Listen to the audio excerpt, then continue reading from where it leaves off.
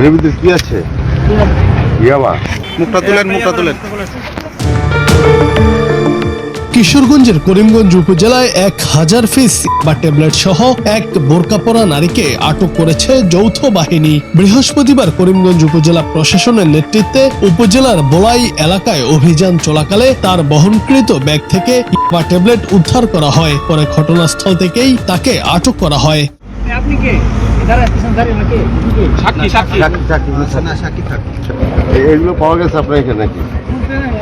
এর ভিতরে কি আছে? ইয়াবা। কত পিস আছে? হ্যাঁ? একটার ভিতরে একটার ভিতরে 200। তাহলে মোট কত হইলো?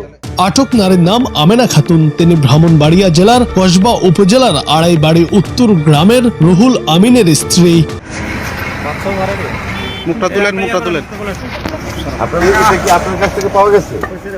করিমগঞ্জ উপজেলা নির্বাহী কর্মকর্তা তাহমিনা আক্তার বলেন, করিমগঞ্জে মাদকের ব্যাপক বিস্তারের ফলে যুব সমাজ ধ্বংসের মুখে পড়ছে। প্রশাসন মাদকের বিরুদ্ধে জিরো টলারেন্স নীতি গ্রহণ করেছে। মাদক নির্মূলে এই ধরনের অভিযান নিয়মিতভাবে চলমান থাকবে। আটক নারীর বিরুদ্ধে মাদক দ্রব্য নিয়ন্ত্রণ আইনে মামলা দায়েরের প্রস্তুতি চলছে। স্যার একটু দেখান স্যার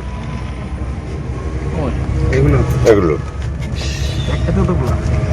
এখানে কত আছে? একটা প্যাকেটে 200। তাহলে আপনার কাছে টোটাল কত পাওয়া গেছে? 1000। আর পাওয়া যায় না? না আছে অনেক চেক করা হয়ে গেছে। একটা উঠান।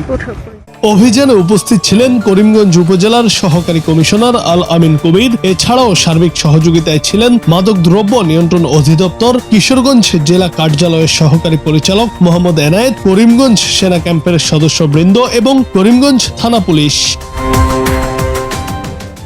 জুনায়েদ আহমেদ, বাংলা টিভি।